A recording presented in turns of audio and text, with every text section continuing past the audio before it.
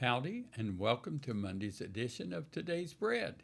Now, we're currently in a series called Messages of the New Testament. Now, this week we're going over the last word. And today's scripture portion, is the Alpha and the Omega. Now, our scripture reference is Revelation 1, verses 1 through 8. Now, the book of Revelation is very symbolic and therefore at times difficult to understand. Now, the word translated revelation refers to God's disclosure or unveiling. What is being revealed is the person and nature of Jesus Christ. It records his ultimate triumph over evil. The author identified himself simply as John. It is commonly held that this is the Apostle John, who also wrote the Gospel of John and the epistles of John 1, 2, and 3.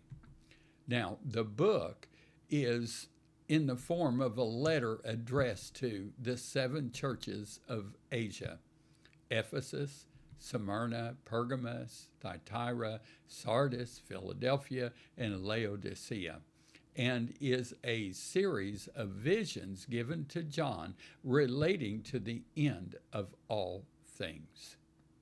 Chapter 1 alludes to the visible return of Christ, declaring that he is coming with the clouds and every eye will behold him. Verse 7.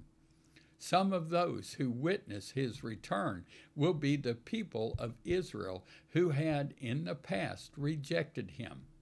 They will mourn once they recognize the identity of their Messiah.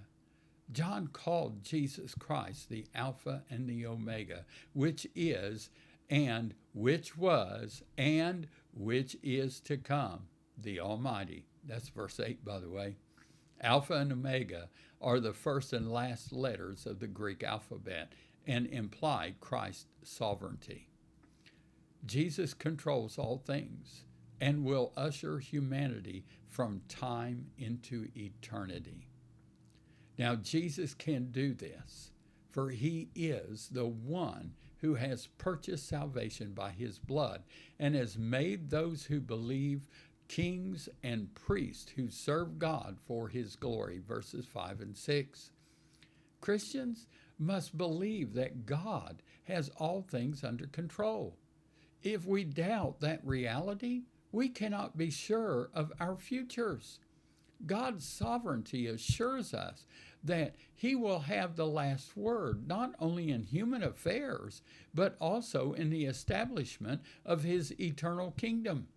Jesus Christ is the Alpha and the Omega, the first and the last, the beginning and the end. He is Lord over all things. Thank you, and I pray that you've enjoyed today's edition of Fresh Daily Bread. Church is not a place you go to. It's a family you belong to. So come be a part. Now, Monday's prayer focus is God's blessings on Israel and the United States. Pray for God to bless Israel with peace and safety, and for a return to biblical principles in the governments of Israel and the United States. Now remember, Jesus, he's coming back soon. Here's Monday's blessing. I bless you with ears to hear the lovely, the uplifting, and the encouraging, and shut out the demeaning and all the negative.